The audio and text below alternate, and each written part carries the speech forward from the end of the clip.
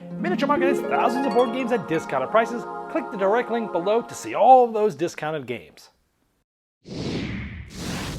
Hello my friends, today I'm starting a new series that I'm really excited about because I've been playing games all my life, tons as a kid. In fact, my channel name is Game Boy Geek, not for the Game Boy from Nintendo. In fact, before Nintendo Game Boy was out, that's how old I am, I used to walk around the house with a stack of games from my hands above my eyes, bumping into walls, bumping into doors, going to every single person in the house going, want to play a game? And I would usually get the answer, nope.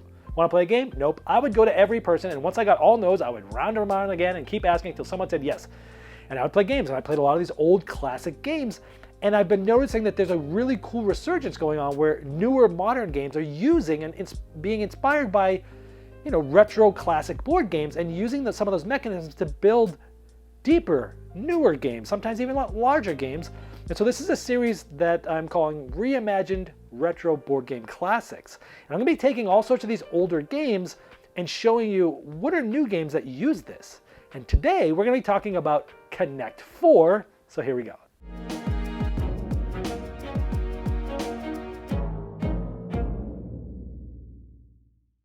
Now Connect 4 has a special place in my heart, played it a lot as a kid, and it was created by Howard Wexler, and it was first sold under the Connect 4 brand by Milton Bradley in February of 1974, even before I was born, even though I'm an old guy. This game has perfect information for both sides, meaning that nothing's hidden from anyone. Everything you see is calculated.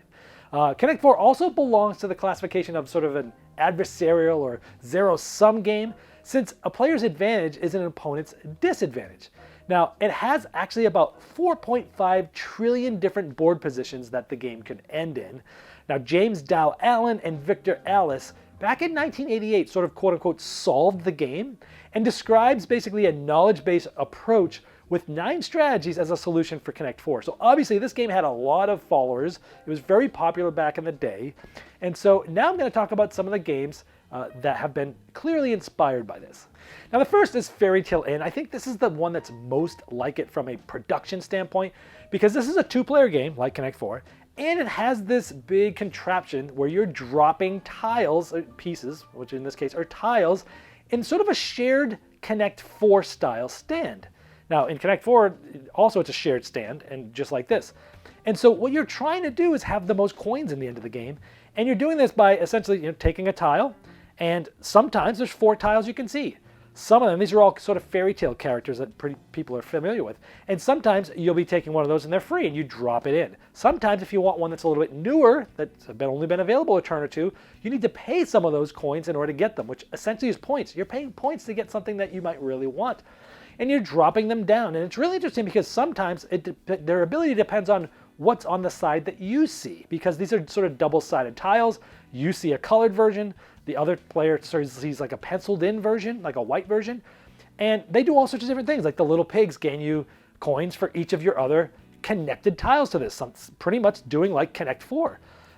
Sometimes you'll be gaining coin for each row where you have more than the other players. That's like the big bad wolf, for example. And sometimes you'll have like an evil queen. So when your opponent drops another character directly on them, they pay you a coin. And some spots themselves on where on the board that you drop the piece actually gives you coins. And essentially the game ends when 3 columns are filled. So this is a very interesting example because a lot of it feels Connect 4-ish, even in the production, but there's a lot more mechanisms going on. There's all sorts of, every fairy tale tile type has a different ability. And you don't play with one ability with all the abilities every game. There's 2 that are left out. So the game's a little randomized as well. But it is also sort of very similar to Connect 4 in the way it's played, what you're trying to do, mano a mano. So I thought this was a cool example. Now another one that also uses a similar contraption is called My Shelfie. Now in this you're building sort of shelves with different items, and essentially you're also dropping tiles in your own stand. So in Connect 4 and in Fairy Tale Inn, you were dropping things in a shared stand. In this, everyone has their own stand, so that's different. And you're dropping your tiles in, and every game you're trying to build like contiguous groups of similar items, which are essentially different colors of tiles. So you're building the big groups, but there's also additional different goals each game. So maybe you're trying to get 4 groups, each containing at least 4 tiles of the same type. So again, Connect 4, connecting groups of 4. Sometimes you're trying to get 4 tiles of the same type in the corners. Again, kind of Connect 4-ish. But you also have a personal goal card where it's just for you, and you're trying to get specific items in specific spots, and the more you get in there, the more points you have. Now in this game, essentially you're taking 1, 2, or 3 items from a board in a straight line, and then you're placing those tiles all into a single column. Now you get to pick the order that you place them there, but they all go in a single column. So it's like you're not just placing one piece like Connect 4. You're taking 1, 2, or 3, you're deciding the order, then dropping them all in and trying to line them all up. And this is another sort of deeper game that uses this interesting Connect 4 aspect.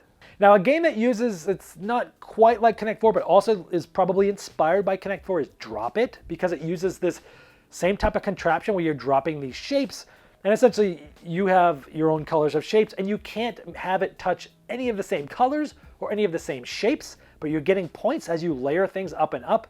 But again, you're dropping things in, it's a little bit of asymmetry there, and you're trying to line things up on top of things. So it's not quite the same type of thing as Connect 4, but clearly I think the original idea was somewhat inspired to it.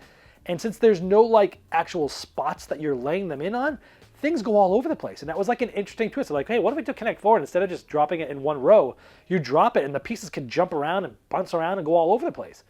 And so I think this was inspired by Connect 4 too, and this is one of my favorite sort of family games. It's a great team game. Drop It's one of the favorite ones that I introduced new people to as well. And actually right now I just received this other game called Links, Linkx, 2-player game where you're dropping sort of polyomino sort of Tetris style pieces down this grid like a Connect 4 grid. It's a shared grid. You're dropping a piece, then you're dropping a piece. You can't leave any blank spaces below, and you're simply trying to connect either one side to the other side. So like the left to the right or bottom to top, and you're trying to just link things together, diagonal counts. So you're essentially, it's very Connect 4-ish where you're dropping pieces, you're trying to block the other ones, you're trying to get on top, you're trying to link things together, but instead of getting 4 in a row, you're trying to like link it from one side to the other side. Again, very much inspired by Connect 4, and this game isn't even out yet. It just came here, and even in 2025, people are still doing things that are inspired by Connect 4, which is amazing. Now let's talk about some games that don't use that whole sort of grid thing that you're dropping things into that are very much Connect 4-ish. Recently I did a video where it was the top 5 games for competitive families. And it's a great video to look at. You can, I'll put the little link up there that you can watch it. And in this game, you're trying to get 4 in a row, just like Connect 4. The game is basically Connect 4, but instead of dropping things down, you're auctioning off numbers. A number will come up, you'll auction it off, and if you win and spent the most money, you get to place your piece there. You get 4 in a row like Connect 4, you win. It's basically Connect 4 on a 2D grid. The key to this game is it's an economic game because every so often, statistically, every 5th card, there's going to be a payout, and each player is going to get $7 for every chip they have on the board. So sometimes you're trying to get it to get the 4 in a row, sometimes you're doing it to get things to block people, but other times you're trying to just get chips on the board because that's going to give you more income, which is going to give you more money to spend in the auctions. Fantastic. Go watch that. I've reviewed this one as well. This was also used to be known as the Game of 49. Okay, the next one is a small little 2-player abstract game called Naya, or Nia, some people call it, N-I-Y-A. Now in this game, it's done by my favorite designer, Bruno Cathala. Now in this game, you're going to take one of your pieces that looks like a Connect 4 piece, and you're going to place it on this grid. Now when you place it there, that tile is going to have 2 things about it. It might be a cloud and a flower, or it might be a bush and a bird. The next player has to place their piece on a tile that has one of those 2 things. So they might see that and go, okay, I'll place it on a bird. But now this is a bird and a cloud. So now I have to place on either a bird or a cloud. And you're trying to sort of back this player in. And it's interesting because one of the win conditions is get 4 in a row. The other one is get 4 like in a box. So it's like 4 in a row or 4 in a box. Very much Connect 4. And the way it's abstract, the pieces are round, it's in a set grid. Lots of this I feel like was inspired by Connect 4. A great little abstract game, Naya. Now the last sort of smaller game I have here is called For the Birds, with the number 4 there. Now in this game, you win by getting 4 in a row, and just like Connect 4, and you roll these 2 dice, and like if you roll a 64, you can place your bird on 46 or 64. But there's also other things that come out, like crows will come out, and you can push other birds away. Sometimes you're putting hawks out there that are scaring some other birds away. You have a hand of cards that you can use to do some special abilities and manipulate things to try to get 4 in a row. So again, this is another abstract strategy game that plays 2 to 4 players, has a very open numbered grid, and then you're using, a placement of dice, rolling of dice to place, but also cards to manipulate that mitigation, and try to get 4 in a row by moving people around. There's also this interesting thing of pecking order, where if you go to a space that's occupied, you might have pecking order on them and push them out, which might push out another bird, which cascades different things.